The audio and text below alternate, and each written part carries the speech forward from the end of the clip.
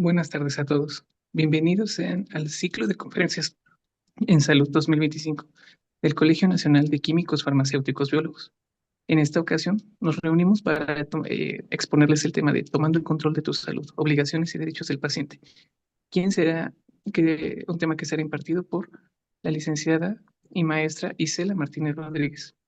Como semblanza curricular, tenemos que la maestra es licenciada en Derecho por la Facultad de Derecho de la UNAM, maestra en Derecho Procesal y Juicios Orales por la Universidad Tecnológica, especialista en Derecho Sanitario y Derecho Civil por la UNAM y pasante de la licenciatura de Psicología del Instituto Mexicano de Psico-Oncología.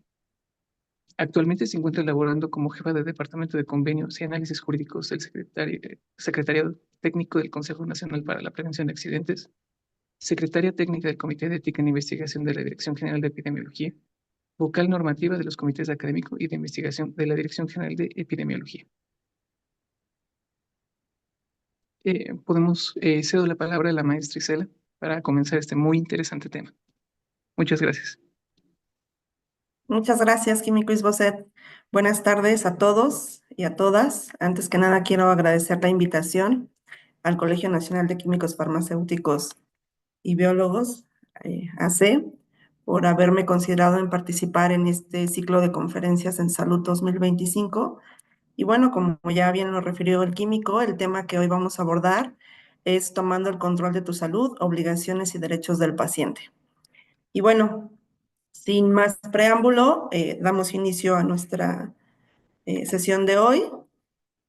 Y pues los temas que voy a abordar en esta sesión son propiamente el concepto de derecho y obligación, la relación médico-paciente y cómo se vincula con el aspecto de los derechos de los pacientes, los antecedentes históricos de los derechos de los pacientes, el apartado de derechos y obligaciones de los pacientes y unas reflexiones finales. Mi intención con esta sesión es que pues se puedan exponer algunos elementos conceptuales y prácticos que nos sirvan para llevar a una reflexión o llegar a una reflexión para comprender la importancia del alcance de los derechos y obligaciones de los pacientes. Bajo este contexto, bueno, pues quiero partir de los tópicos de derecho y de obligación, justo para posicionarnos y pues ir entendiendo un poco más a detalle el tema. En este sentido, quiero mencionar el concepto de derecho. Bueno, en el tema de derecho existe un sinfín de concepciones, ¿no? Que nos desglosan, pues, qué es el derecho en sí. Esta definición que pongo aquí me parece que es la más acertada y la que nos puede dar, pues, esta referencia, ¿no? De lo que es un derecho y luego entonces vamos a ver esta evolución que ha tenido para lo que es el derecho a los pacientes. Y bueno, particularmente un derecho, o qué es el derecho, pues es este conjunto de reglamentaciones, ¿no? De leyes y de resoluciones que pues están enmarcadas en un sistema de instituciones, de principios y de normas que de alguna manera regulan la conducta humana dentro de una sociedad. Por su parte, el concepto de obligación nos remonta, o quiero remontarlo al aspecto del derecho civil, en donde nos dice que está concebido como una obligación, que es esta relación jurídica que vincula a un deudor con un acreedor. Y bajo este concepto, pues el deudor se va a comprometer a realizar una acción, como es una acción de dar, de hacer o de no hacer algo, una obligación propiamente. Y bueno, esto es con un fin de satisfacer a pues el acreedor en sí mismo. Esto pues nos trata que, o nos dice que una obligación es una exigencia que está establecida en una norma, en la moral, ¿no? En una ley y que también la detenta una autoridad. Dentro de los aspectos de una obligación tenemos que contemplar tres elementos, que son los sujetos, el objeto y la relación jurídica. ¿Por qué hago referencia a estos dos conceptos? Bueno, primero que nada porque el tema central pues es el derecho a los pacientes. Sin embargo, pues el derecho de los pacientes se funda en lo que es la relación médico-paciente. Vamos a ver más adelante cómo existe esta vinculación, pero bueno, es importante o quiero que quede en el escenario estos tres elementos, ¿no? Que son los sujetos, el objeto y la relación jurídica, porque forman parte justamente de la relación médico-paciente. Y bueno, bajo este concepto o bajo este análisis de estos conceptos, podemos decir que entonces los derechos de los pacientes, conforme lo señala la Organización Mundial de la Salud, pues son estos derechos que son subjetivos, ¿no? Que son de la persona, del individuo, y que están relacionados con el estado de salud de enfermedad. Por tanto, se puede concebir como un conjunto de reglamentaciones, ¿no? Que obedecen a las responsabilidades de las instituciones de salud ante sus usuarios y, bueno, de los propios prestadores del servicio. Se trata de un derecho humano, el derecho a los pacientes se trata de un derecho humano, en donde pues justamente en la condición de paciente del individuo se requiere que se respeten pues diversos derechos fundamentales que van intrínsecamente vinculados. En este sentido, pues el derecho a la vida, ¿no? A la salud propiamente, a la integridad física, a la dignidad, a la libertad, a la información, a la identidad, a la intimidad, a la confidencialidad, al propio consentimiento informado como parte como parte medular de la relación médico-paciente, ¿no? A una muerte digna y bueno, entre otros más. Por su parte, ¿no? Las obligaciones de los pacientes, pues las tenemos concebidas como estas reglamentaciones específicas que van a otorgar al usuario pues la mejor calidad en la atención al tomar la responsabilidad de alguna tarea. Vamos a ver más adelante que existe una vinculación de estas obligaciones en la relación médico-paciente y bueno, tanto el médico como el propio paciente pues tienen que tener cumplimiento a diversos aspectos para que esta relación médico-paciente pues fluya de manera adecuada. ¿Qué es lo que respalda propiamente los derechos de los pacientes y las obligaciones? Bueno, tenemos un marco jurídico muy amplio, ¿no? Que nos regula justamente el derecho y obligaciones de los pacientes. En México partimos desde el artículo cuarto constitucional, ¿no? Que nos prevé ahí en su en su párrafo cuarto el derecho de protección a la salud. Y nos regula como tal derecho de protección a la salud, no así derecho a la salud, que también viene intrínseco en este artículo, pero nos regula esta parte porque justamente es esta parte adjetiva, esta parte de la acción que tienen que tener, que debe de tener el Estado para pues poder garantizar el derecho de los pacientes, ¿no? Y bueno, de todo lo individual, el derecho humano al acceso a una salud. Entonces, bueno, esta categorización también de derechos de los pacientes pues se encuentra inmersa en esta protección del derecho a la salud. También tenemos la Ley General de Salud, que es esta regulación pues secundaria, ¿no? Que da justamente cumplimiento a este artículo cuarto. Y bueno, ahí dentro del contenido de esta legislación, pues vamos a ver también intrínseco en diferentes capítulos de la misma Ley General, pues el derecho de protección y el derecho a los pacientes, ¿no? Así como también las obligaciones que ellos tienen, pero particularmente los derechos. Igualmente tenemos reglamentos que derivan de la Ley General de Salud, particularmente pues hay 9 reglamentos, pero quiero destacar 2 en particular porque aquí hay pues obligaciones muy específicas, ¿no? En tema de protección de derechos de los pacientes y pues también de obligaciones. En este sentido me refiero al reglamento de la Ley General de Salud en materia de prestación de servicios, de atención médica, así también el reglamento de la Ley General de Salud en materia de investigación, porque aquí existe un involucramiento, en este reglamento particularmente, se regula toda esta parte de involucramiento que existe para sujetos de investigación, que en este caso pudieran ser también los pacientes, y bueno, también aquí en esta disposición regulatoria, pues se hace una pues salvaguarda de cómo debe de realizarse la prestación del servicio. También tenemos diversas normas oficiales mexicanas, ¿no? Que nos regulan el derecho de los pacientes. Por ahí hay que destacar, pues, la norma del expediente clínico, la norma de sujetos de investigación, la 012, y bueno, una cantidad de normas basta que el escenario sanitario nos brinda para poder justamente salvaguardar estos derechos de los pacientes. Por otra parte, tenemos dentro del contexto internacional, pues, el estándar de los pacientes y el derecho de las familias, ¿no? También tenemos la Carta de los Derechos Generales de los Pacientes y de las y los pacientes y el modelo de seguridad del paciente. Esta carta a mencionar es expedida por la CONAMED y donde justamente vamos a ver aterrizados pues estos derechos de los pacientes y que es la que generalmente vamos a ver pegada al ingresar a cualquier institución sanitaria, generalmente en la entrada, ¿no? Donde vemos ahí pues este listado, ¿no? Propiamente de lo que conlleva pues el derecho del paciente.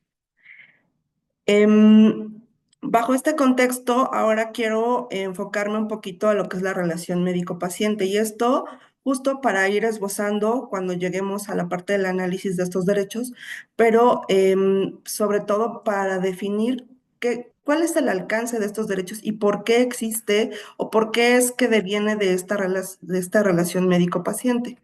Y bueno, particularmente sabemos que en la práctica de la medicina, ¿no? La relación médico-paciente, pues es este elemento que juega un papel muy importante, ¿no? Porque es justamente la relación que se da de la asistencia, ¿no?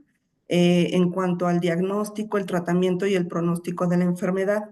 Yo siempre menciono que en la relación médico-paciente es esta piedra angular de la prestación del servicio sanitario, es donde se da ese voto de confianza del paciente con el médico, ¿no? Y en donde puede, si esta relación se da de manera adecuada, puede fluir para tener resultados óptimos que favorezcan tanto al paciente en sí mismo para el tratamiento, el diagnóstico, el pronóstico de la enfermedad, como para el propio médico, porque finalmente el que se cumpla con esta relación médico-paciente adecuada, pues nos va a brindar elementos o le va a brindar elementos al personal sanitario para poder realizar este diagnóstico y este tratamiento de la enfermedad de manera oportuna, adecuada, porque se van a tener todos estos elementos para que el médico pueda realizar un abordaje integral que contemple todas las referencias que el paciente pueda dar, ¿no? Y que a su vez pues va a tener unos resultados favorables en el pronóstico final de la enfermedad, ¿no? Por tanto, esta relación médico-paciente se torna hasta cierto punto compleja porque va embestida de diversas connotaciones. Tenemos aspectos éticos, ¿no? En el propio actuar del médico, tenemos aspectos filosóficos, sociológicos, de tipo profesional, y bueno, siempre, como refiero, pues es esta base para la buena gestión de la salud. Bajo este contexto, la relación médico-paciente, en la relación médico-paciente se presentan una serie de interrogantes, ¿no? Yo aquí les quise poner algunas de las interrogantes, ¿no? Que generalmente pues inundan al paciente, ¿no? En esta intervención que tiene cuando se ve afectada su salud. Y bajo este contexto, bueno, pues señalo algunas preguntas como de qué manera se va a llevar a cabo la relación médico-paciente, qué factores van a condicionar esta buena relación, qué ocasiona el descontento del médico o en el paciente mismo, ¿no? ¿Qué factores contribuyen a una buena relación médico-paciente? ¿Cuáles son estas características del médico que intervienen en la relación médico-paciente? Y todo esto, esta información, justamente deviene o surge de esta relación médico-paciente, porque como ya mencionaba, el que se dé en un ambiente de confianza y de fluidez, pues nos va a llevar a escenarios favorables. Ahora bien, la relación médico-paciente también es aquella que tiene lugar, ¿no? Está concebida como aquella que tiene lugar entre una persona que va a considerar amenazada su salud, ¿no? Y alguien que posee el saber, que en este caso es el médico, la técnica para hacer frente a la enfermedad y restaurar la salud. Y bueno, esta salud que se encuentra comprometida o en riesgo. Bueno, aquí nos estamos enfocando a la relación médico-paciente propiamente, pero bueno, no dejamos de lado también aquellos profesionales de la salud que también intervienen para la restauración de la salud de los pacientes. Pueden ser psicólogos, pueden ser algunos otros profesionales del servicio sanitario que también intervienen para restaurar pues, la salud del paciente mismo. Ahora, esta relación médico-paciente tiene un revestimiento en el derecho civil. Y bueno, ¿por qué en el derecho civil? Porque finalmente aquí estamos hablando de una prestación de servicios profesionales. La prestación de servicios profesionales la otorga un médico cuando adquiere la calidad de médico a través de la cédula profesional y bueno, todas aquellas estudios que le permiten también ir complementando su formación médica. Bajo este escenario, se presenta este contrato de prestación de servicios en donde el médico se va a obligar a realizar una atención o una intervención que tiene como fin obtener un resultado que en aras pues se busca que sea favorable, ¿no? Pero que justamente esta parte empieza a revestir el aspecto contractual de esta relación médico-paciente. Es decir, yo paciente voy, ya sea por el sector público o ya sea por el sector privado, yo voy, solicito la intervención médica porque veo afectada o disminuida mi salud. Requiero que me haga una intervención para que se haga una atención integral que me pueda restablecer este estado de salud y de bienestar. Y bueno, bajo ese concepto, ya sea o bien que pago a un particular médico, ¿no? Pudiendo ser una intervención, una interacción directa, o bien a través de la prestación de un servicio médico que me otorga una protección de seguridad social en el marco del contexto laboral. Sin embargo, bueno, pues ambas situaciones se encuentran revestidas con una prestación, con un contrato de prestación de servicios. Si bien puede ser en calidad de médico particular, también puede ser en calidad de médico en función, revestido como funcionario público o servidor público. En este aspecto, bueno, pues el médico, y el prestador y el paciente como usuario generan tanto derechos como obligaciones que son bilaterales y que son recíprocas. Es decir, aquí va a haber situaciones que van a investir a esta prestación del servicio, en donde cuando yo, paciente, atiendo adecuadamente la directriz que mi médico me señala para la recuperación de mi estado de salud, bueno, pues estoy cumpliendo justamente con esta parte de mi obligación que tengo dentro del proceso de recuperación. Y bueno, yo médico también a su vez me apego a una serie de conocimientos, de técnicas, de directrices, de protocolos de actuación, lo que nosotros llamamos en el mundo jurídico como la lex artis médica, ¿no? Que es justamente toda este conglomerado de pues, lineamientos, normas, guías de buena práctica clínica, el conocimiento en sí mismo de la técnica médica y bueno, todos estos aspectos que pues me van a dar esta calidad a mi médico para poder brindar una prestación del servicio adecuado, un tratamiento o un abordaje del padecimiento oportuno y que no caiga yo en ningún tipo de negligencia. Por tanto, bueno, pues ahí se ven también materializadas estas obligaciones, tanto bilaterales como recíprocas. Al respecto, mencionar que en el caso de la relación médico-paciente, pues se generan obligaciones de medios, de resultados y de seguridad. ¿A qué me refiero con esto? Bueno, en el caso de las obligaciones de medios, señalar que pues aquí el médico se va a comprometer a otorgar una atención médica, ¿no? Con la intención de lograr el mayor beneficio posible del paciente y bueno, pues para ello es responsable de utilizar pues todos estos procedimientos diagnósticos, terapéuticos y de rehabilitación que están enmarcados en pues este conglomerado de disposiciones normativas. Particularmente pues se destaca la ley, ¿no? Atendiendo a que pues la ley que va a dar la directriz es la Ley General de Salud, pero bueno, sabemos que existen muchas otras regulaciones que el médico pues debe de observar en su praxis profesional, guías de práctica clínica, normas oficiales mexicanas, que les dicen cuál es el procedimiento. Por ahí, por ejemplo, destaco la norma del expediente clínico, la 004, que da pautas específicas de cómo debe de hacerse el abordaje, ¿no? En la atención o en la prestación del servicio propiamente. Y bueno, pues ahí podemos mencionar varias más. Por lo que respecta a la obligación de resultados, pues el médico en ocasiones, ¿no? Se va a comprometer a ofrecer resultados determinados. Esto, pues, como consecuencia del servicio mismo que está brindando. Sin embargo, también hay que destacar en esta parte que no siempre va a responder a que los resultados pues sean los esperados, porque esto va a depender de muchísimas situaciones. En el contexto sanitario, bueno, pues se realiza justamente por eso la importancia de la relación médico-paciente y este canal de comunicación fluido en donde se brinden todos estos referentes, ¿no? Por parte del paciente para que pues el médico pueda realizar un análisis completo e integral de aquellas afecciones que están pues incomodando al paciente para pues poder llegar a un resultado adecuado. Sin embargo, bueno, pues también dentro de la práctica profesional pueden suscitarse eventos, ¿no? Que son imposibles de prever y que nos pueden ver implicada esta obligación de resultado. Sin embargo, bueno, pues lo ideal es que se llegue a ¿no? En el entendido de que pues cumpliendo esta prerequisito de la relación médico-paciente con esta afluencia de información, pues el diagnóstico que se prevea sea el que nos lleve a un resultado adecuado. Por parte de la obligación de seguridad, aquí pues señalar que el médico pues siempre va a tratar de evitar un siniestro, ¿no? O minimizar los riesgos. Esto viene muy a propósito de este principio bioético de no maleficencia, ¿no? Y de beneficencia también, en donde pues se va a privilegiar aquellas situaciones que favorezcan más al paciente y bueno, en la medida de lo posible pues minimizar estos riesgos, ¿no?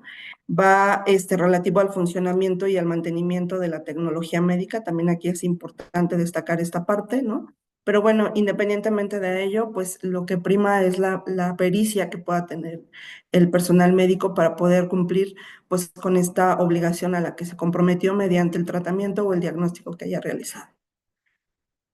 Em, Bajo este contexto, pues quiero destacar algunas eh, consideraciones importantes de la relación médico-paciente, ¿no? En donde, bueno, pues aquí en este esquema que les muestro, nos dice que para que se pueda dar una buena relación médico-paciente, que además está vinculada con los derechos y obligaciones de los pacientes, pues se deben de cumplir ciertos criterios, ¿no? O ciertas condiciones para que esto así se dé. Entre ellos, pues nos destaca la escucha del paciente, la empatía, ¿no? Con el médico, la preparación desde aulas, universidades y entornos familiares, es decir, una prestación del servicio más humanitario. Aquí quiero destacar el elemento bioético, ¿no? En la formación del médico, que pues le va a dar estas directrices más sensibles o más empáticas a las afecciones que pueda tener pues aquel paciente que se ponga en sus manos. Combinar la ciencia y la tecnología con valores, ¿no? También aquí, a propósito de esta referencia bioética, pues establecer estos límites, ¿no? De la tecnología y la ciencia en la intervención sanitaria. Explicar con consentimiento informado. Aquí quiero esta figura del consentimiento informado dentro de la relación médico-paciente y de los derechos del paciente propiamente, es una figura sumamente importante e igualmente medular. El consentimiento informado como este proceso de comunicación efectiva, asertiva, de generación de vínculos, de empatía, de confianza, de respeto, ¿no? Resulta trascendente para que el médico pueda pues, realizar la intervención a la que se vaya a comprometer en condiciones pues favorables. El consentimiento informado no es un mero requisito, ¿no? Legal como se señala, o como un requisito documental, sino que tiene connotaciones también éticas, jurídicas, filosóficas, ¿no? Porque nos lleva a una serie de reflexiones respecto de la prestación del servicio. Entonces, este proceso de comunicación que se da a través del procedimiento del consentimiento informado nos va a permitir incluso llegar a situaciones de responsabilidad tanto principalmente para el médico, ¿no? Que pues finalmente es una protección para el ejercicio de la profesión, pero también con el paciente, porque el paciente al tener clara la información de la que va a ser sujeto en el procedimiento médico, pues evidentemente va a tener un panorama mucho más ampliado. Entonces, bueno, la figura del consentimiento informado es de destacar dentro de la relación médico-paciente. Siempre, pues bueno, informar al paciente. Aquí también hay que considerar las excepciones que la propia ley establece dentro del contexto del consentimiento informado. Ya lo vamos a señalar más adelante, pero bueno, es también parte de la buena relación que se pueda dar. No perder la visión en conjunto con el paciente, como vamos a ver también más adelante, la relación médico-paciente ha ido cambiando, ha ido evolucionando de lo que anteriormente o en las primeras civilizaciones se concebía como esta parte paternalista. Bueno, pues actualmente tenemos una visión completamente diferente en donde existe un involucramiento del paciente. La escucha, ¿no? La escucha activa al paciente, el dedicar mayor tiempo y bueno, algunos otros criterios más que es importante considerar en esta relación. Em, Como mencionaba, pues la confianza es fundamental, ¿no? Para que el paciente se sienta cómodo y pueda confiar en el médico. Aquí va a partir de muchos elementos que también vamos a revisar en los derechos de los pacientes, pero que bueno, es importante irnos poniendo en el escenario. El respeto, ¿no? El médico siempre debe de respetar al paciente y reconocer que su experiencia pues también es importante, ¿no? Otro aspecto también es la colaboración, ¿no? En donde el paciente pues pueda, y el médico, ¿no? Deben de trabajar en conjunto para que esta relación médico-paciente pues tenga resultados favorables. La comunicación siempre en un escenario de respeto, de honestidad, de transparencia, ¿no? En donde pues el médico sea amable, sincero y pues hable con esta claridad. La empatía, como ya lo mencionábamos, y bueno, algunos otros aspectos de la relación médico-paciente, pues es que justamente el paciente debe de conocer, ¿no? Su estado de salud y participar en esta toma de decisiones. También dentro de otros aspectos, pues está que tanto los profesionales de la salud, ¿no? Deben guiarse por estos principios bioéticos que actualmente hoy pues ya son muy de conocimiento público, principio de beneficencia, no maleficencia, autonomía y de justicia, ¿no? Que van a dar también una relación médico-paciente pues humanizada. Dentro de estos elementos éticos, pues también considerar que pues son punto fundamental o una clave esencial para la seguridad clínica del paciente.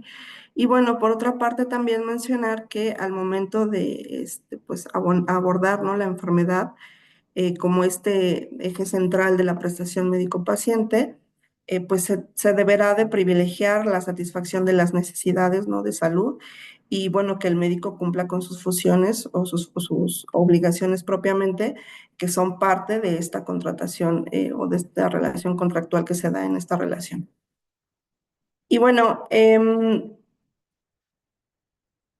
entrando un poquito a lo que son los antecedentes de los derechos de los pacientes, ¿no?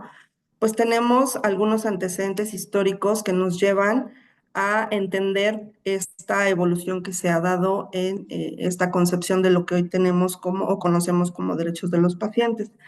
Aquí, pues, destacar algunas situaciones históricas que, bueno, también ya son muy del conocimiento del colectivo, ¿no? Particularmente pues estas luchas sociales que se han venido realizando desde, o que se realizaron desde principios del siglo XX, ¿no? Y a mediados también, y en donde pues estas ideas de liberalismo político, ¿no? En donde se daba ya un reconocimiento al individuo, ¿no? Esta lucha también por esta condición de ciudadano, esta condición de persona, que de alguna manera pues también llevó a la transformación de lo que hoy tenemos concebido como sociedades, ¿no?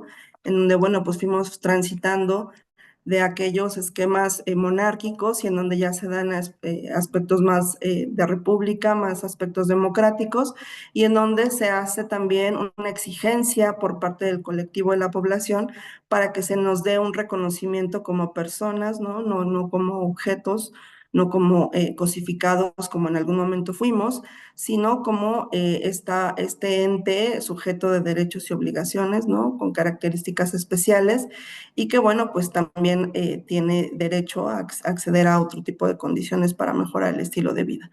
En este sentido, pues destacar que parte de estos antecedentes vienen pues a partir de estos movimientos libertarios que se dan en esta parte del siglo XX, ¿no? Y en donde pues se da un reconocimiento como tal a los derechos humanos, ¿no? Con esta doctrina que los hace característicos lo que hoy conocemos como las cualidades o las condiciones de los derechos humanos, ¿no? Que son intrínsecos, que son progresivos, que son inalienables, que son indivisibles.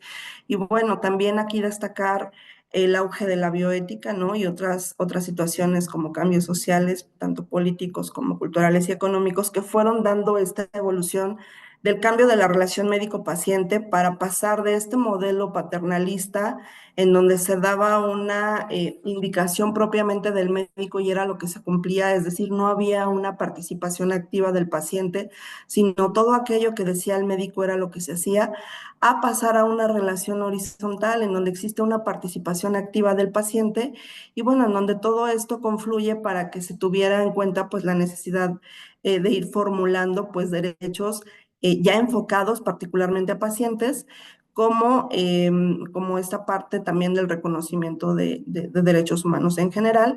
Y para el caso de los derechos de los pacientes, pues surge, y bueno, no solamente de los pacientes, ¿no? Del derecho humano o del reconocimiento de derechos humanos, pues empiezan a ver en esta evolución de lo que hoy conocemos como generaciones de derechos humanos, la elevación de diferentes condiciones, ¿no? Que van dándole pues a la persona humana pues una calidad diferente. En este sentido, destaco para el caso del derecho de los pacientes la dignidad, la libertad y la igualdad, que vienen muy a propósito de el reconocimiento o la elevación de lo que se dio por lo que hoy concebimos como consentimiento informado, que cabe la pena mencionar, ¿no? Viene también de un movimiento que se dio en las situaciones de guerra, ¿no? Nazi, y en donde, bueno, con el informe Belmont, que fue este referente histórico que nos dio ya esta directriz para lo que hoy concebimos como consentimiento informado, pues hace una serie de reconocimiento a derechos humanos personalísimos y pues destaca particularmente esta parte de la dignidad humana, la libertad, la igualdad dentro del contexto de la relación médico-paciente. Y bueno, bajo este escenario, esta evolución histórica pues nos da diferentes referentes de lo que son los derechos de los pacientes.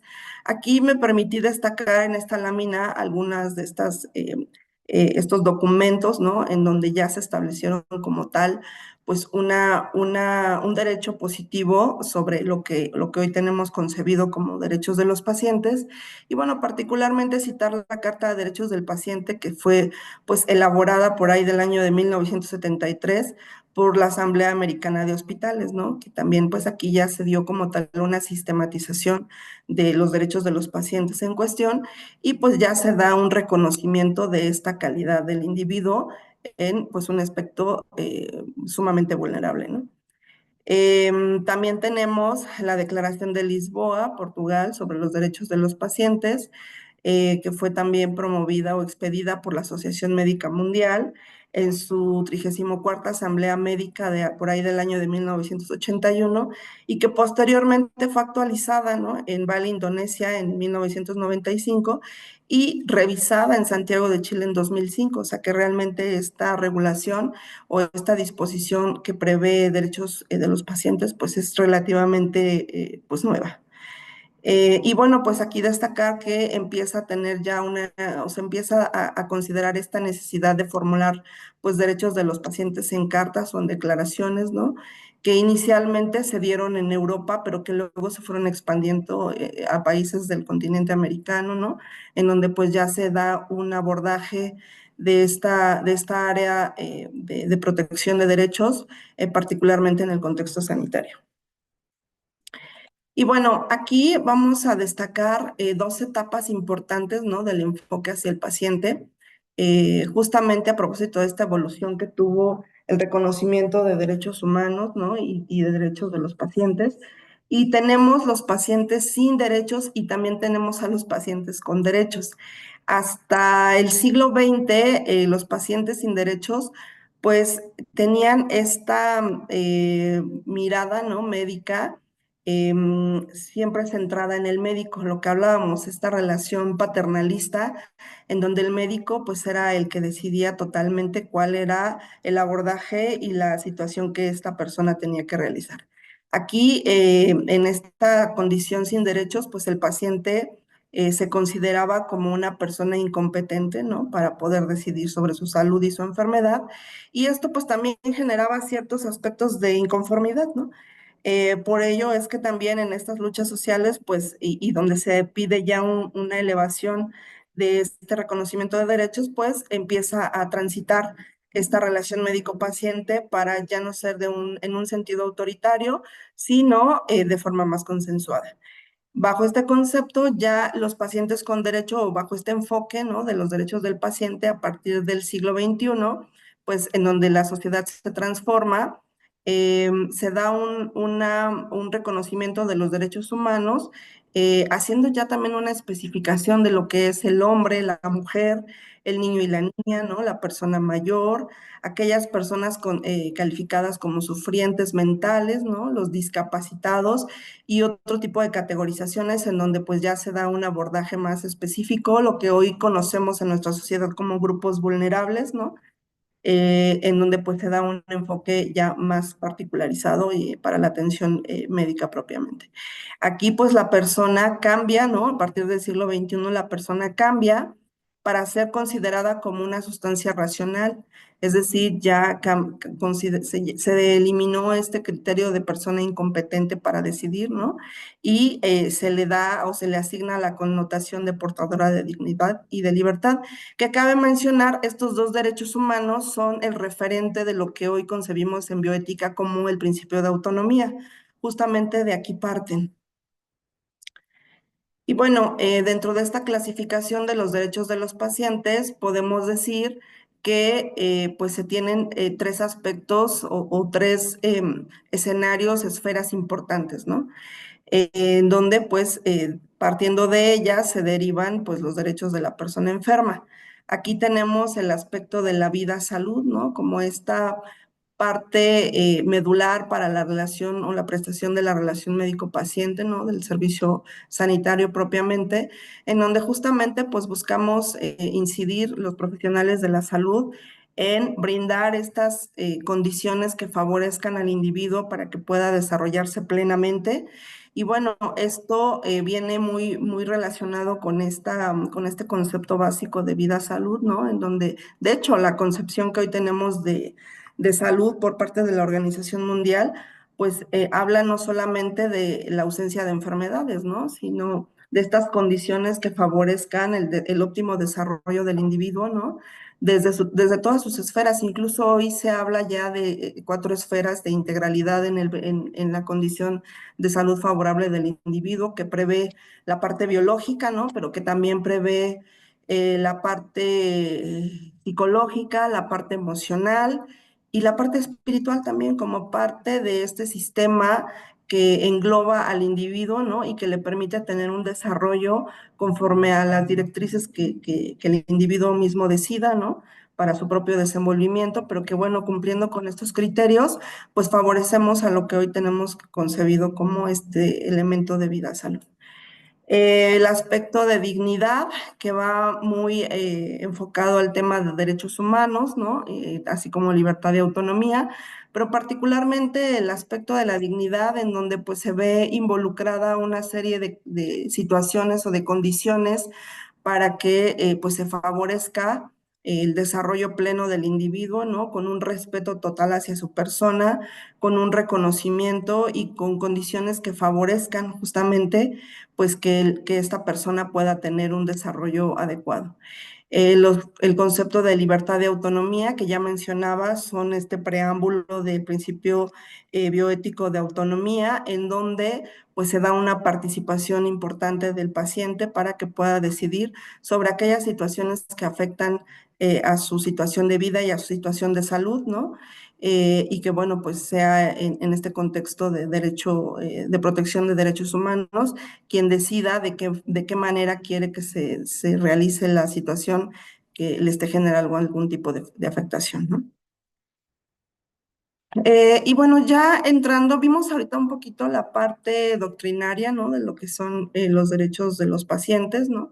Algunos antecedentes, estos tópicos que ya mencionaba como parte importante para entender la relación médico-paciente y esta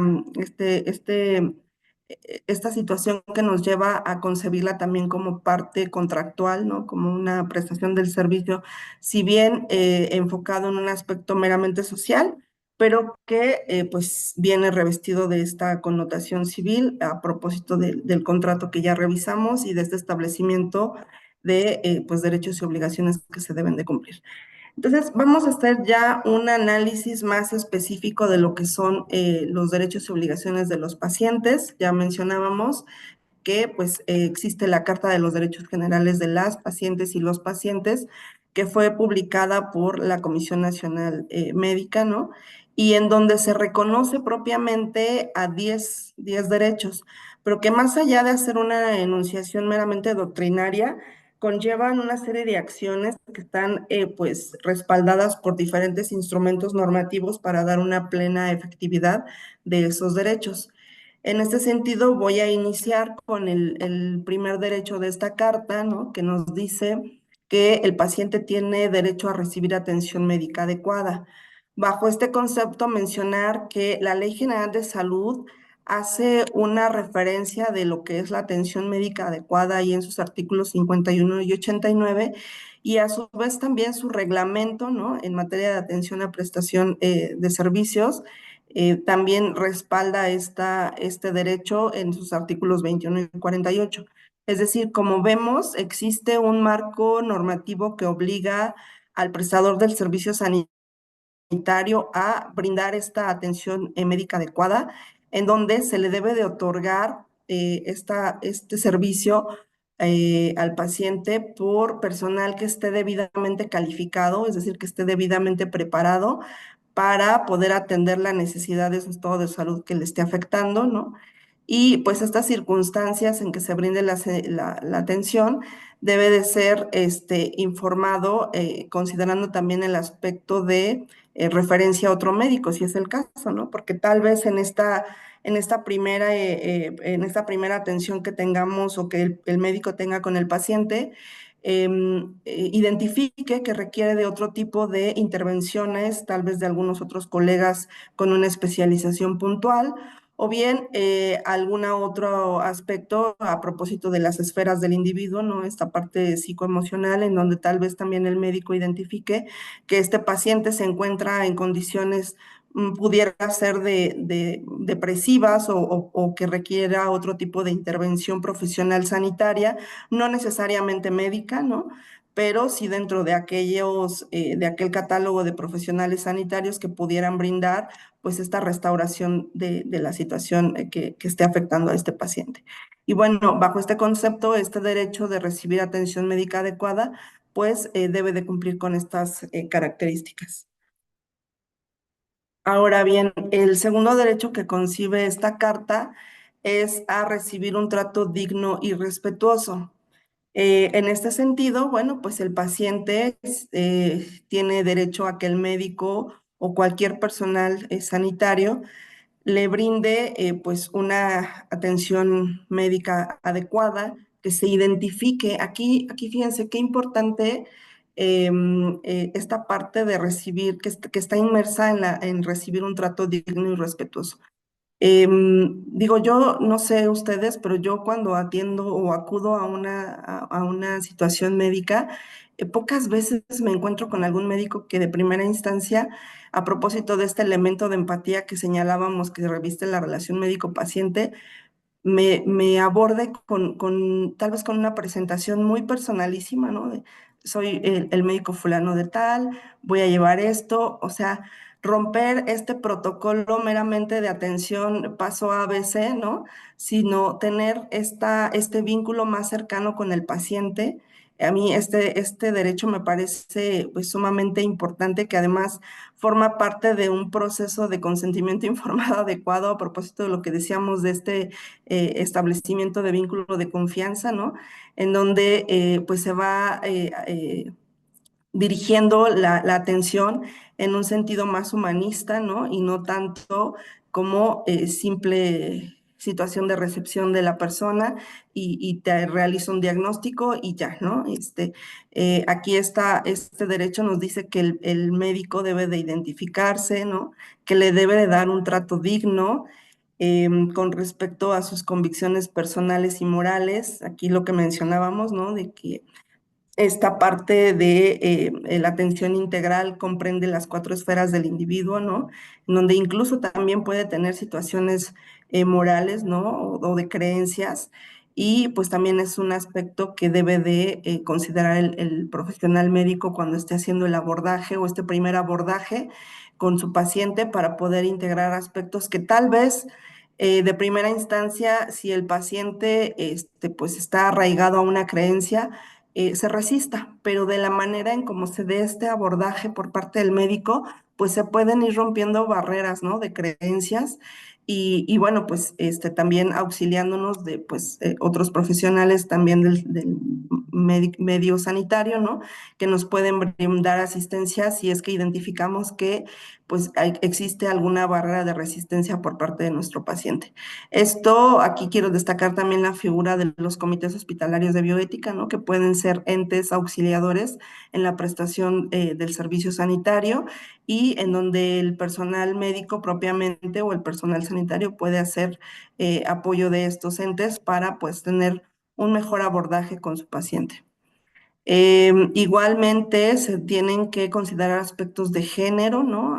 Como sabes o como saben, hoy tenemos una diversidad de género en donde pues tiene que existir un respeto. Por ejemplo, aquí en el sector salud, hace más o menos como un año, año y medio, nos llegó una recomendación de la Comisión Nacional de Derechos Humanos en donde nos decía que justamente la prestación del servicio sanitario debía de darse en un contexto de respeto, de dignidad y considerando todas estas diversidades de género que hoy tenemos en el país, con atenciones puntuales, ¿no? Sin hacer actos discriminatorios y ponderando ante todo, pues, esta atención del servicio sanitario, pues, en este contexto de respeto. Entonces, pues vemos aquí en este derecho, pues también intrínseco esta parte de el reconocimiento, ¿no? A los criterios o a los aspectos de género. Em, y bueno, esto también debe de darse no solamente al paciente, sino también hacerse extensivo a los familiares o a los acompañantes, ¿no? Cuando se dé este abordaje con el paciente, si por circunstancias se tiene que tener esta interacción con las personas que lo acompañen o bien con familiares que lo estén asistiendo, pues igualmente debe de darse este trato respetuoso y digno, ¿no? Que pues evidentemente va a favorecer en una prestación del servicio pues adecuado, que además también cabe mencionar, es un punto de indicador, ¿no? En la parte en la prestación del servicio es un punto de indicador respecto de lo que se está haciendo en el sistema de salud. Em, el tercer derecho que nos marca la Carta es el de recibir información suficiente, clara, oportuna y veraz. Aquí, en este respeto, nos dice, en este derecho, perdón, nos dice que el paciente, o en su caso el responsable, tiene derecho a que el médico tratante le brinde información completa sobre el diagnóstico, el pronóstico y el tratamiento, que se exprese siempre en forma clara y comprensible, ¿no? Que se brinde con oportunidad, con el fin de favorecer el conocimiento pleno del estado de salud del paciente y que sea siempre veraz, ajustado a la realidad. Aquí en este derecho quiero destacar también nuevamente la figura del consentimiento informado.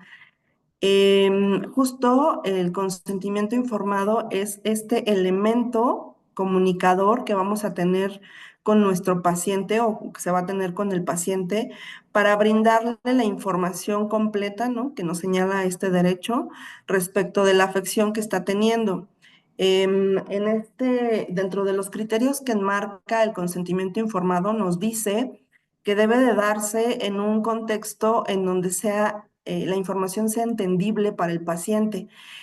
¿A qué me refiero con esto? Si bien hace poco en una clase que tuve con médicos residentes, ellos me decían, maestra, fíjese que en el consentimiento, en la norma oficial mexicana, en la 004 del expediente clínico, dice que el que debemos de generar la integración del consentimiento informado cuando es en praxis clínica y que debe de llevar los tecnicismos. Y entonces yo les decía, ¿de cuándo es esta norma oficial mexicana? Pues del 2012.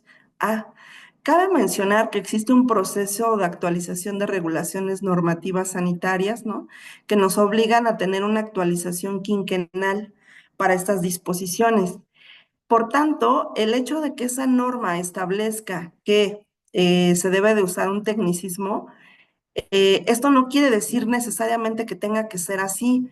El consentimiento informado ha tenido una serie de interpretaciones, incluso existen criterios de la Suprema Corte de Justicia de la Nación que establecen justamente los aspectos que debe de contener el consentimiento informado, Y uno de los elementos claves del consentimiento informado es que sea entendible. Es decir, esta parte técnica que muchas veces utilizamos los profesionales de la salud, si bien es parte del conocimiento que tenemos en el estudio de nuestra profesión y de nuestra formación misma, no así lo es para el proceso de consentimiento informado. La norma oficial mexicana, la 004, que nos regula la parte de los criterios que debe de contener el consentimiento informado en la praxis médica, y la norma 0012, que nos establece los criterios que debe de contener el consentimiento informado en los procesos de investigación.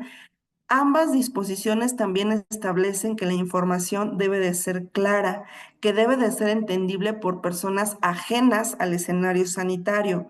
Por ende, yo a veces la recomendación que hago con mis clientes o con mis estudiantes es: entiendo que en el desarrollo de la práctica profesional, pues a veces el tiempo apremia, ¿no? Pero también lo es el hecho de que tenemos que cumplir con estas directrices. Entonces, tratar en la medida de lo posible que esta información que vamos a brindar a través del consentimiento informado quede, si bien revestida de la parte técnica, pero también con definiciones respecto de estos tecnicismos que utilicemos en el consentimiento informado. Esto con el propósito de cumplir el elemento de buen entendimiento, ¿no? Que debe de tener el consentimiento informado y que pues evidentemente va a favorecer también en la relación médico-paciente. El que yo como paciente tenga claridad respecto de lo que me están haciendo, por muy técnico que se utilice la información en el consentimiento, a mí me va a quedar claro cuál es el procedimiento que me van a realizar, si una técnica tiene algunos criterios muy especializados, bueno, pero a mí ya me quedó claro que lo que me van a hacer es, perdonen ustedes la expresión, una apertura de la panza, ¿no? Y eso, para mí, yo ya tengo claro qué es lo que me van a realizar. No así, bueno, pues atendiendo a los criterios de especialización o de técnica médica, pues igualmente señalarlo, pero siempre dejando cubierta esta parte, ¿no? También aquí considerar que la información suficiente, clara, oportuna y veraz, dentro del contexto del consentimiento informado, tiene ciertas excepciones. Es decir, hay algunas veces en donde el paciente, y eso lo establece el reglamento de la Ley General de Salud en materia de prestación de servicios, no quiere tener información respecto del procedimiento, y esa es una de las excepciones al consentimiento informado. Aquí, justamente, la parte del abordaje de, pues, este respeto a este derecho del paciente, tal vez va a encontrar sus limitaciones en esta excepción, ¿no? Pero cabe mencionar que justamente el procedimiento de consentimiento informado es el que nos va a llevar a ello. Nosotros tendremos que asentar como profesionales de la salud que es decisión del paciente no tener información respecto de la intervención que va a tener, el diagnóstico, pronóstico, ¿no? O el tratamiento mismo, y que, bueno, pues bajo ese escenario se respeta esta decisión del paciente y pues se prosigue con el procedimiento que se vaya a realizar, ¿no? Esta es una de las excepciones. Igualmente tenemos otro tipo de excepciones en el aspecto del consentimiento informado, como son los escenarios de urgencias, pero bueno, también ahí es una situación excepcional, ¿no?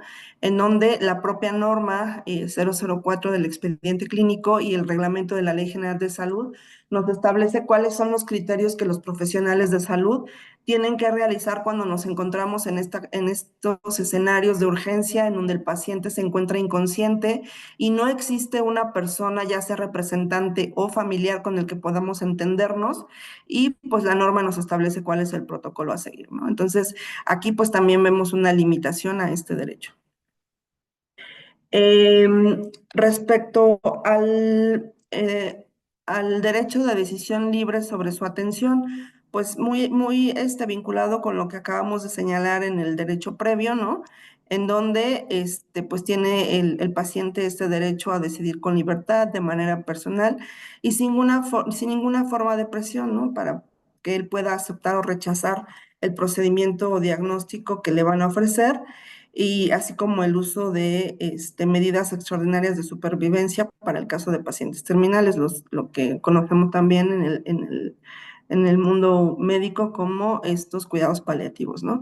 Este derecho también tiene su respaldo normativo en el reglamento de la Ley General de Salud, en el artículo 80, ¿no? Lo mismo en la norma del expediente clínico, también en la guía bioética, ¿no? De conducta para el profesional y en la Declaración de Lisboa, ¿no? También tenemos aquí revestida una serie de protecciones que nos lleva a este derecho. Otorgar o no su consentimiento válidamente informado.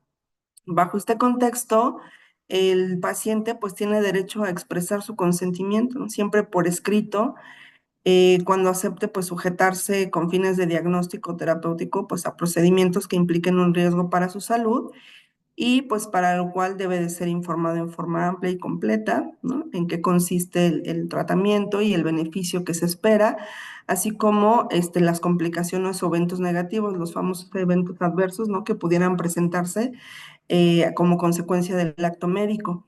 Aquí señalar que particularmente la norma 004 nos establece en sus numerales 4 y 10, cuáles son los elementos que debe de contener este consentimiento informado. Y para el caso del tema de intervención en pacientes como sujetos de investigación, la norma 0012, como ya también lo mencionamos, es la que nos va a dar estas directrices, ¿no? De cuáles son los criterios que debe de contener el consentimiento válidamente informado. También aquí destacar la figura de la Comisión Nacional de Bioética como este ente, pues, directriz, ¿no? Del tema de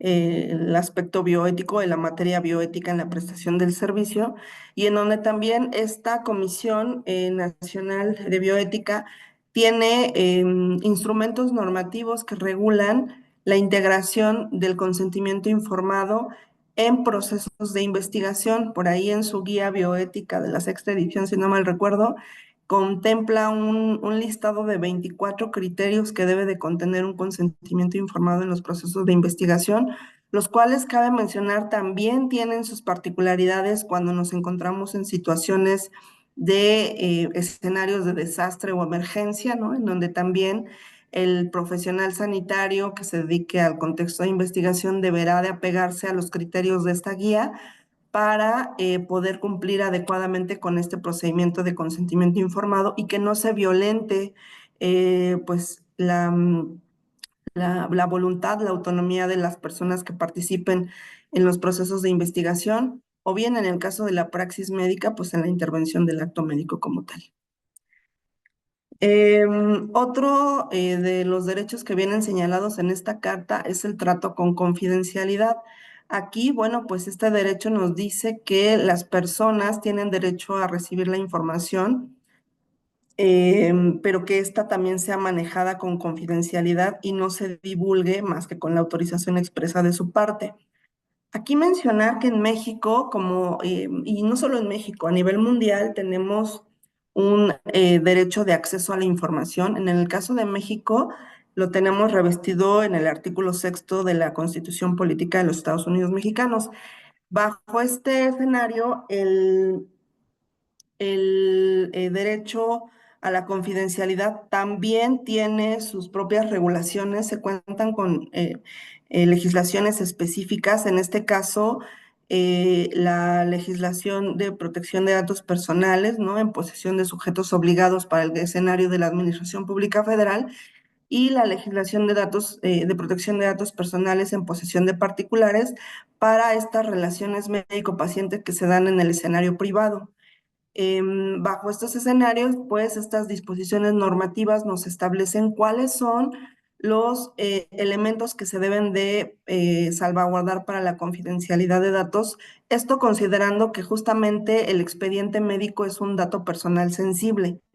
Por ende, la información que tiene revestida este expediente clínico, pues debe de tener esta protección. Sin embargo, también es importante mencionar que tanto las leyes en materia de protección de datos personales como la propia Ley General de Salud prevén excepciones también a este derecho de confidencialidad.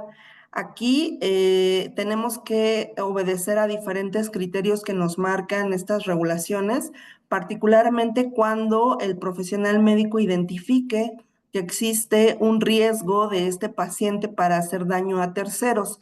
Esto lo vemos mucho en el contexto de la psicología. Por ahí cuando se identifique que en el abordaje, en el tratamiento que se le está dando a este paciente, exista un ánimo de intención de hacer daño a terceros, pues podemos eh, ampararnos bajo esta excepción que nos marca la misma ley de protección de datos personales, incluso la Ley General de Salud e incluso los mismos códigos penales, ¿no? En donde, pues, cuando se tenga este presentimiento de que vaya a haber alguna afectación a terceros o un daño a terceros, puede romperse este pacto de confidencialidad que se dé. Igualmente, bueno, por una orden judicial también puede darse alguna situación de esa naturaleza y bueno, hay supuestos. Sin embargo, importante también mencionar que este deber de confidencialidad que va revestido de la figura del secreto profesional, pues no puede ser roto sin previa autorización, ¿no? En este caso, por los criterios que estamos mencionando de excepción, o bien porque el propio paciente lo autorice. Si esto no se da en este contexto, entonces eso implicaría una violación a este derecho de confidencialidad y conllevaría a responsabilidades para la persona que, en este caso el profesional sanitario que pues rompa este deber de confidencialidad, que van desde sanciones en el contexto civil, pero también penal, pero también administrativo. Entonces, bueno, importante este derecho. Tenemos también el derecho del paciente a contar con facilidades para obtener una segunda opinión. Aquí muchas veces nos vemos pues inmersos en situaciones en donde el médico se ofende, ¿no? Se ofende porque el paciente pues quiere pedir una segunda opinión respecto de la afección que está teniendo. Me parece que es sumamente importante ir rompiendo con pues con estos estereotipos que se tienen en la prestación del servicio, ¿no? En donde, pues no debemos de verlo como una ofensa o como digamos, una transgresión a lo que nosotros hoy tenemos dentro de nuestra expertise profesional, sino todo lo contrario, entender que en este nuevo modelo de la relación médico-paciente, pues el paciente tiene derecho a consultar otras opiniones, ¿no? Y a decidir si en otra de las opiniones considera que él puede tener un mejor abordaje, bueno, pues también dar esas aperturas y esas facilidades brindándole el acceso a sus referentes médicos que tengan, ¿no? De ahí parte también que en este contexto de la relación médico-paciente, en donde vimos elementos que deben de tener, pues, este aspecto de transparencia, de honestidad, pues, toda esta información que esté señalada en el expediente clínico, pues, pueda ponerse a la disposición, ¿no? De hecho, ahorita ya existen criterios en donde, pues, se está transitando de un expediente clínico documental a un expediente clínico digital, ¿no? Que pueda tener incluso esta posibilidad de migrarse, ¿no? De profesionales de la salud para pues que puedan tener esta atención médica y no necesariamente sujeto a que solamente una persona o un personal sanitario tenga el resguardo de esa información, ¿no? Esta portabilidad del expediente clínico que a propósito que viene muy a propósito también de reconocimiento de derechos humanos, en donde, pues en otros países ya se tiene, ¿no? Esta portabilidad del derecho del expediente clínico y en donde, pues, fácilmente pueden, migrarlo a otros profesionales de la salud para que puedan, pues, darle la continuidad al tratamiento. Entonces, si bien en México todavía no lo tenemos establecido en su totalidad así, sin embargo, la propia ley en materia de protección de datos personales y de acceso a la información puede darle la oportunidad al paciente de solicitar el contenido de su expediente, porque es un derecho, ¿no? Que él tiene para tener acceso pues a la información que se tenga en ese expediente clínico. Entonces, bueno, pues aquí considero no habría necesidad de llegar a esos escenarios siempre y cuando pues tengamos esta apertura de considerar que pues el paciente tiene ese derecho para tener una segunda o tercera opinión, ¿no? Otro derecho de esta carta pues es el recibir la atención médica en caso de urgencia. Aquí ya mencionábamos hace rato, ¿no? Em, que este paciente pues tiene derecho a tener una atención de urgencia por un médico en cualquier establecimiento de salud, sea público o privado.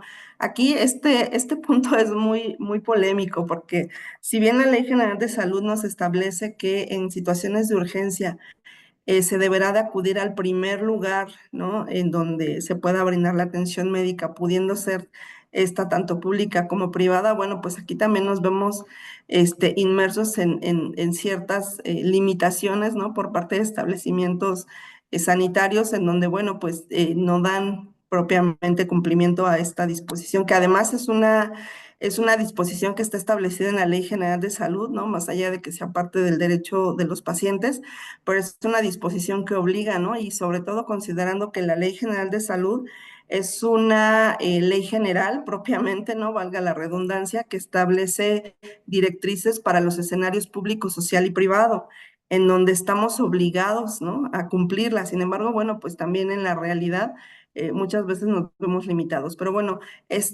no dejar de mencionar que pues este es parte de los derechos del paciente, ¿no? De esta carta en donde nos dice que en situaciones de urgencia, pues cualquier médico de cualquier establecimiento, pues nos debe de brindar esta primera atención, ¿no?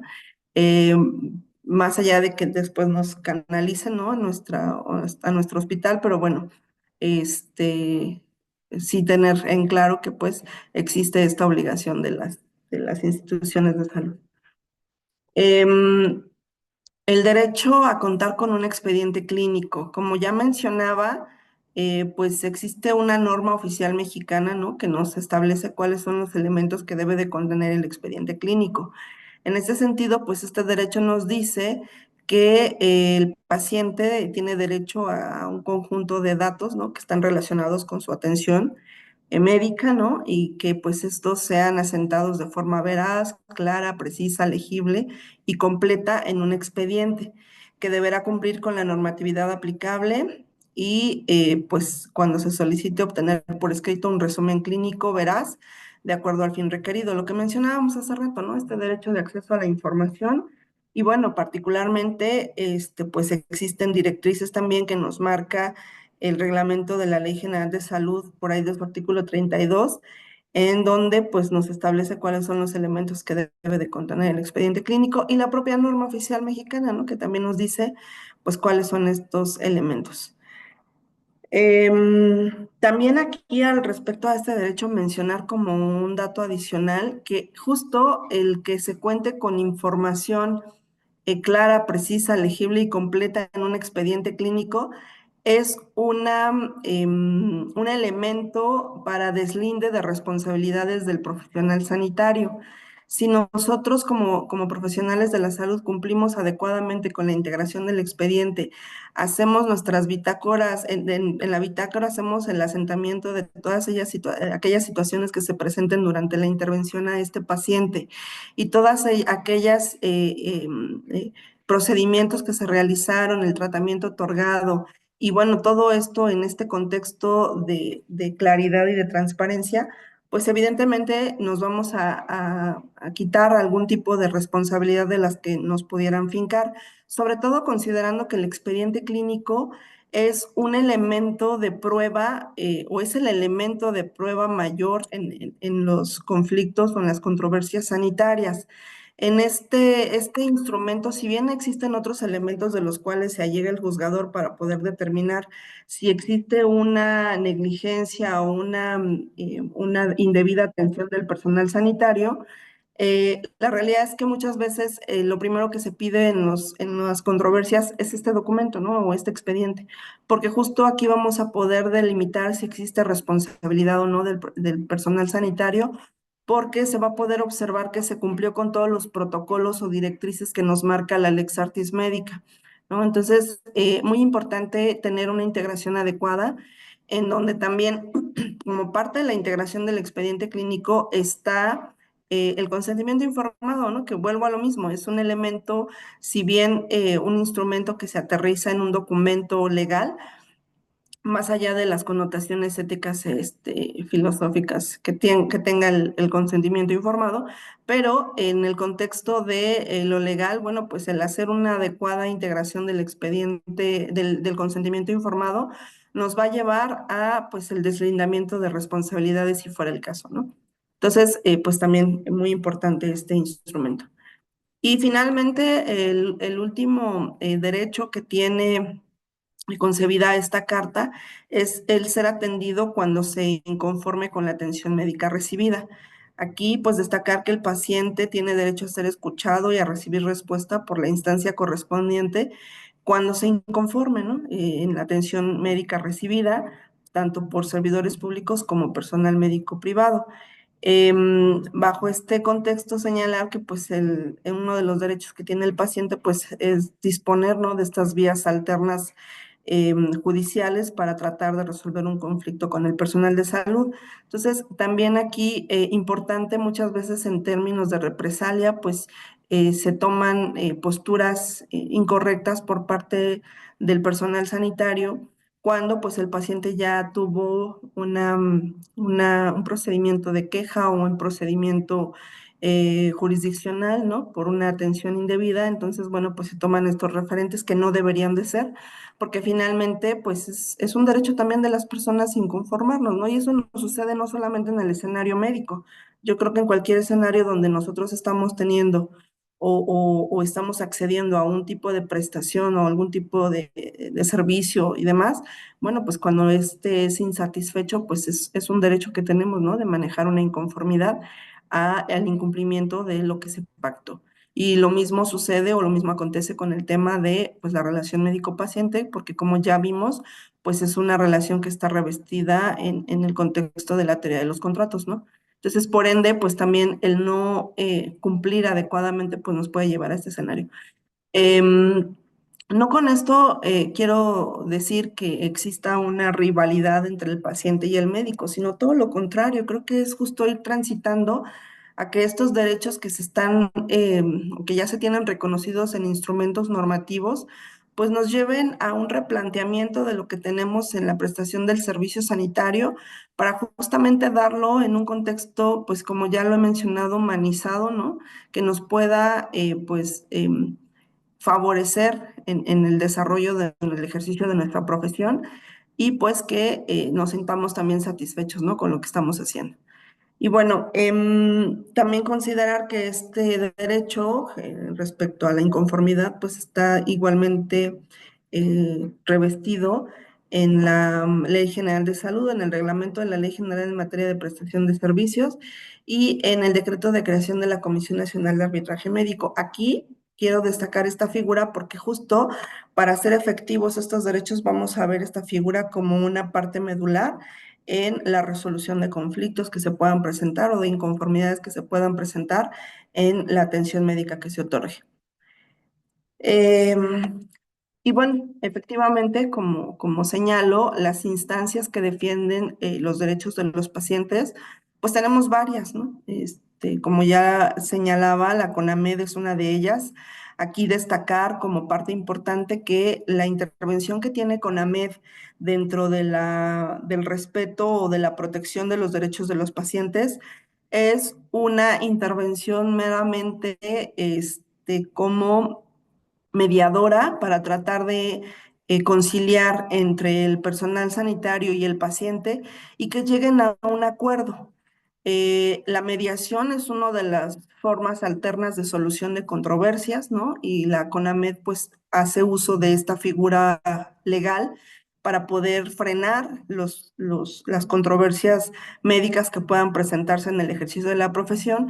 Para ello valora una serie de elementos, ¿no? Porque muchas veces cuando no se tiene un adecuado proceso de comunicación o de consentimiento informado, caemos justo en estas malas interpretaciones.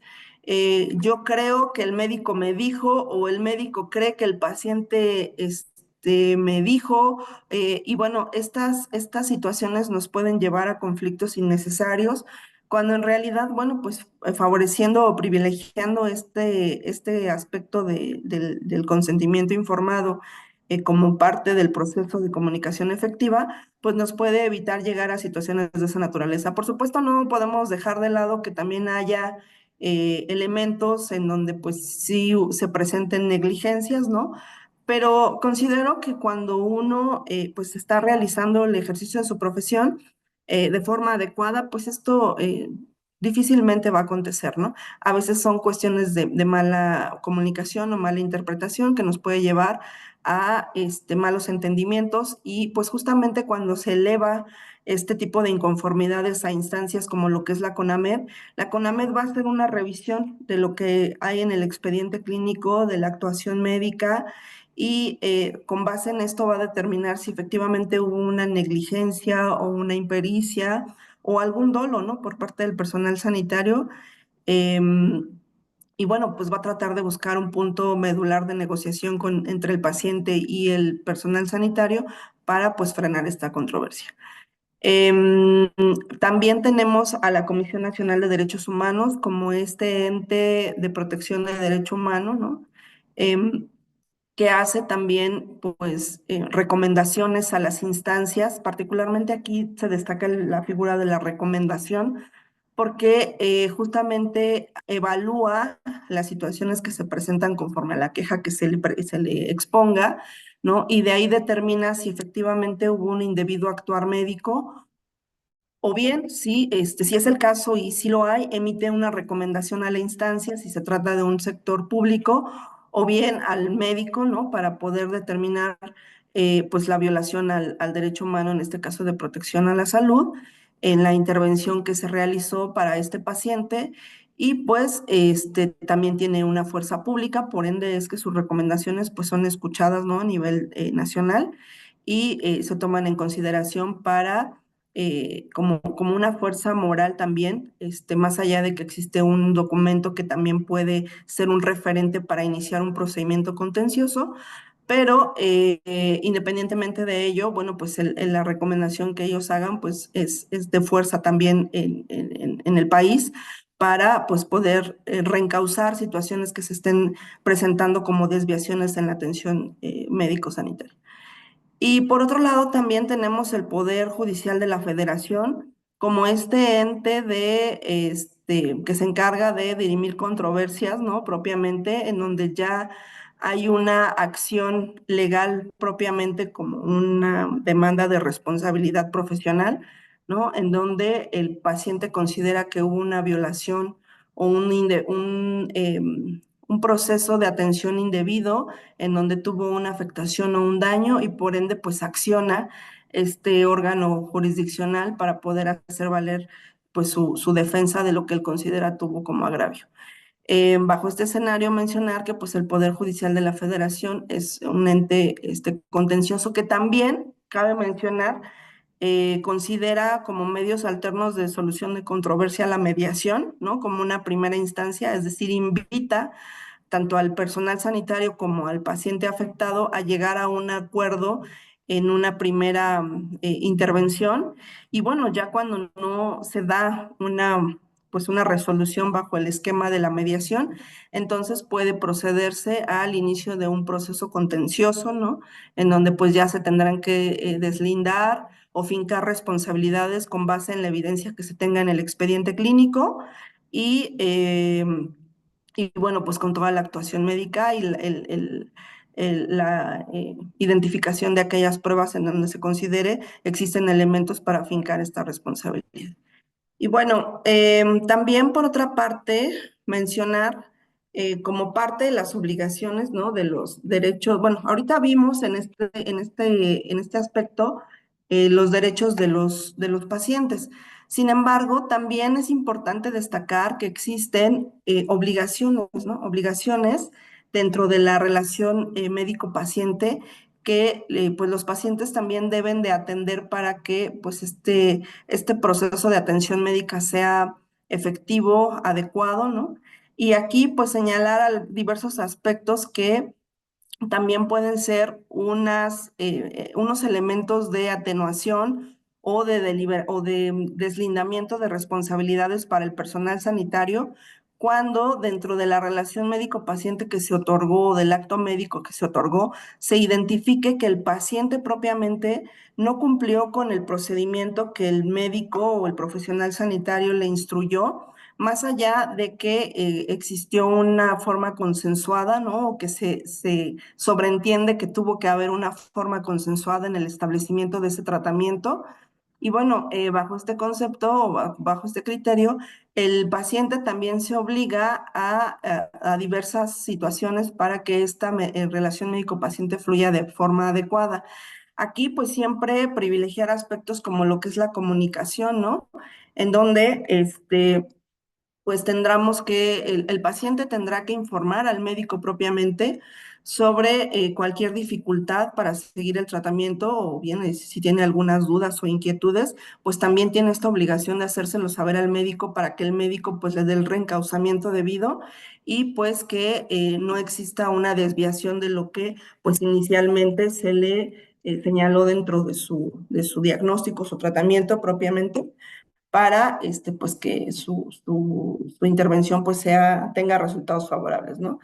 También existe una obligación, en este caso, cuando se trata de acceder a servicios de prestación sanitaria particular, existe una obligación de pago, ¿no? También el paciente pues tiene la obligación de pagar el servicio al cual está accediendo o que está solicitando. Y bueno, pues aquí también mencionar que debe de cumplir pues con todo lo que conlleva esa prestación. Aquí importante o recomendación importante establecer dentro del contrato de prestación de servicios, ¿no? ¿Qué es aquello a lo que se está obligando este paciente para pues evitar, ¿no? Que se presenten pues inconvenientes, ¿no? O malos entendidos en la intervención que va a tener el paciente. También dentro de las obligaciones que tiene, pues no consultar, ¿no? Bueno, aquí esto se contrapone un poquito con el derecho de tener terceras opiniones, pero es importante también que como una manera de respeto al personal médico, si va a realizar alguna consulta con otro profesional de la salud, se lo haga de conocimiento, ¿no? Me parece que en este sentido del respeto y del elemento ético que se debe de tener tanto por el personal sanitario como por el propio médico, pues también está este aspecto de darle este reconocimiento al médico tratante, ¿no? Informándole el deseo de querer tener otra opinión. Y bueno, pues aquí no hacerlo de manera, pues, a espaldas o que en algún momento diga, es que el médico fulano de tal me dijo que esto y lo que usted está diciendo es esto, ¿no? Porque es una manera también de generar, pues, una rispidez dentro de esta relación médico-paciente, ¿no? También aquí mencionar el cumplimiento de las indicaciones terapéuticas. Esto es sumamente importante, ¿no? Cuando el paciente sale del escenario de lo que se le diagnosticó, se le trató y de este esquema terapéutico que se le está brindando y no atiende oportunamente y dentro de las investigaciones se identifica que fue el paciente quien incumplió, pues eso evidentemente le va a generar de entrada primaria un deslinde de responsabilidades al médico. Y segundo, pues el paciente es quien va a tener pues, esta observación, ¿no? De que pues el resultado de su tratamiento no fue el adecuado porque finalmente quien incumplió con el procedimiento pues fue él. Entonces también esa es una de las obligaciones pues que tiene el paciente. Y bueno, también debe de tener una participación activa, ¿no? Por parte, en este sentido, dentro del marco de la relación médico-paciente, pues una participación activa, es decir, si yo durante mi proceso de enfermedad estoy identificando elementos que me están, pues, llevando a otros escenarios, pues inmediatamente informarlo a mi profesional sanitario para que él considere o identifique situaciones que tal vez están saliendo como un efecto adverso del tratamiento y pueda dar un abordaje adecuado. Y bueno, dentro de los aspectos generales de las obligaciones, pues esos son los que a mí me parecen importantes destacar. Y ya nada más como cierre, pues hacer unas reflexiones finales, ¿no? De lo que es el derecho de los pacientes. Y bueno, propiamente para poderlos ejercer, bueno, ya mencionamos dentro de la revisión de los derechos, de la Carta de los Derechos, pues diferentes aspectos que tienen que ver con pues la privacidad, la confidencialidad, la atención oportuna y de calidad, ¿no? Los beneficios que se dan dentro de esta relación médico-paciente, la protección también que se puede dar contra prácticas abusivas, ¿no? Y más que nada, para tomar este control efectivo de los derechos del paciente, pues primeramente debemos de conocerlos, ¿no? Conocer nuestros derechos, cuáles son, pero también a su vez las obligaciones que tenemos, ¿no? O sea, no nada más es em, cobijarnos bajo el escenario de que tengo derechos como paciente, porque finalmente también ya platicamos que existen obligaciones que dentro de la relación contractual que estoy teniendo por el acto médico en el que me van a intervenir, pues yo también debo de cumplir con ciertos criterios. Tener también, si no estamos conformes, ¿no? Pues dentro de lo que ya analizamos, pues tener esta oportunidad de manifestarlo. Lo ideal, pues es que lleguemos a un consenso, ¿no? De primera instancia, paciente y médico. Si esto ya no fuera posible por elementos que se consideran fueron transgredidos, bueno, pues entonces accionar los siguientes canales de resolución, ¿no? Que en este caso, pues ya vimos algunas de las instancias, pero lo ideal es que lo hagamos pues de primera instancia con nuestro médico, que es con quien estamos teniendo pues este vínculo inmediato. Y bueno, pues también considero importante que dentro de de esta prestación del servicio, tanto el personal sanitario como el propio paciente, más allá de que la carta de los pacientes no lo establezca, se allegue de estos órganos auxiliares en la prestación del servicio sanitario. Ya decía yo, la figura del Comité Hospitalario de Bioética, muchas veces, hasta por cuestiones de empatía, ¿no? No tenemos esta conexión, yo les digo, este clic con mi médico, ¿no? Y bueno, pero eso no quiere decir que sea un mal médico. Tal vez es una persona que su personalidad le conlleva a no tener tal vez esta interacción tan abierta. Sin embargo, puede ser una eminencia en en la intervención que va a tener. Bueno, también uno dentro de la prestación del servicio tiene que identificar estas limitantes profesionales, por decirlo de una manera, y auxiliarnos, ¿no? Auxiliarnos de estos entes que están ahí para brindarnos pues un apoyo adicional a la prestación del ejercicio de nuestra profesión y que pueden tener incluso esta comunicación directa con el paciente para poder pues explicitarle todo lo que conlleva el procedimiento al cual va a ser intervenido y que eso pues garantiza también que se tenga una adecuada comunicación. Incluso, por ejemplo, por ahí alguien en algún momento me decía, ¿qué sucede cuando el paciente me graba, no? El paciente me graba, y estoy prestándole la atención y él me está grabando. ¿Le puedo prohibir? Bueno, en realidad, también esta parte es, si bien es una acción, pues, hostil, agresiva, también es un derecho que tiene la persona, independientemente de que sea paciente, es un derecho que tiene la persona, sobre todo cuando estamos en el escenario del contexto público, pero también ese derecho tiene limitaciones.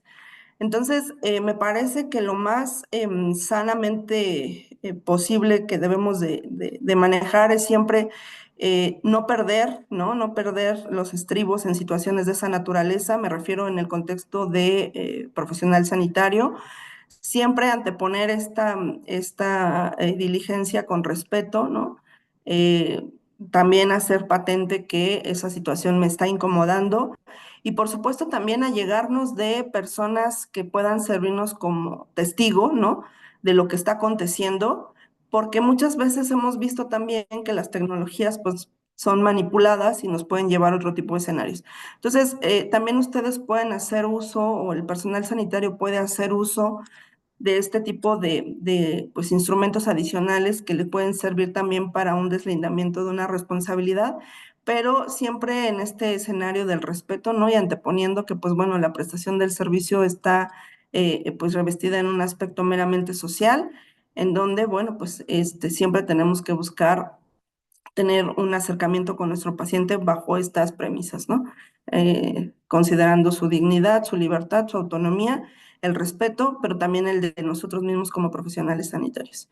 Y bueno, no sé, yo quisiera dar por concluida aquí la intervención.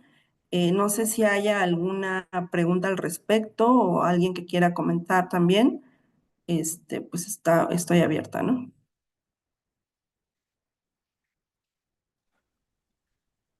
Maestra, muchas gracias. Hay dos preguntas en el chat, las voy a leer. Dice, buenas tardes. En el caso de una alerta sanitaria, ¿se puede tener acceso a la información de los pacientes para realizar una investigación del caso?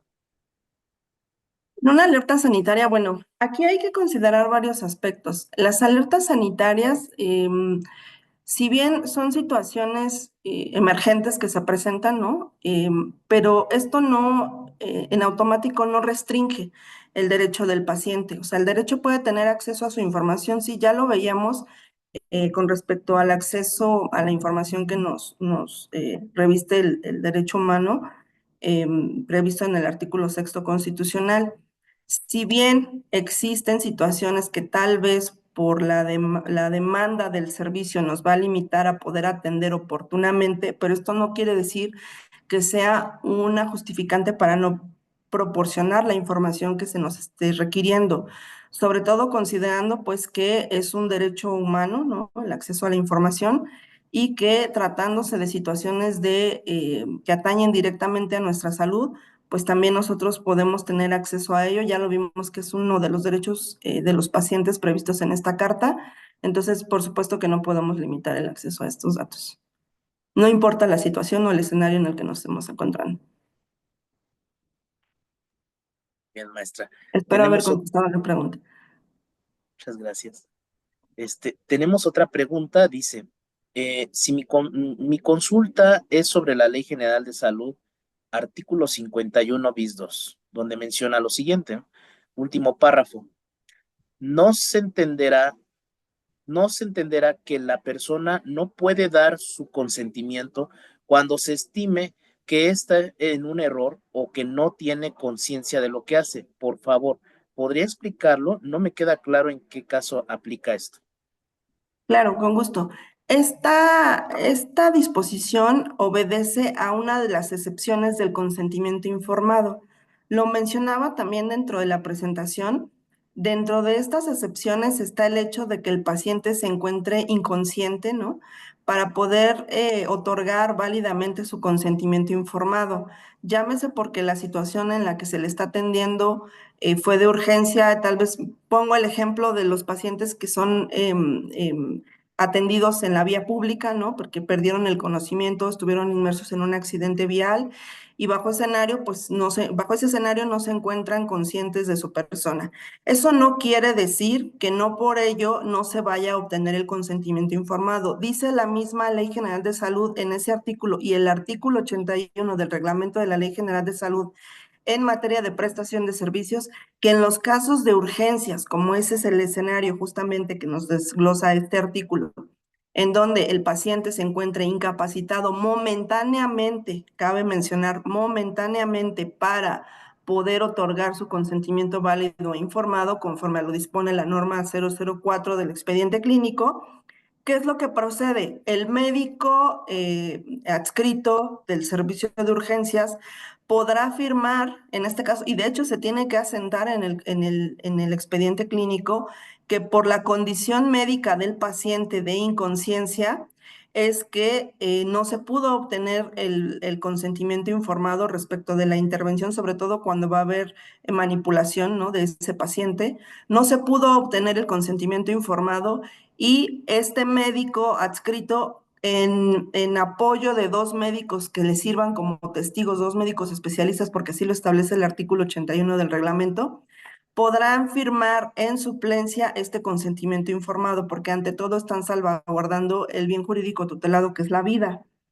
Sin embargo, una vez que este paciente ya se encuentra en condiciones para otorgar el consentimiento informado, tendrán que hacer el procedimiento respectivo si el paciente recobró la conciencia o bien si el paciente sigue en condiciones de conciencia, pero ya existe una persona llámese representante legal o llámese familiar, que están dándole seguimiento a la atención médica de ese paciente, es con quienes se tendrán que entender para poder recabar el consentimiento informado. Esto es algo que debemos o que el personal sanitario debe de hacer sí o sí para evitar el fincamiento de alguna responsabilidad. Ese artículo de la Ley General de Salud básicamente a eso se refiere.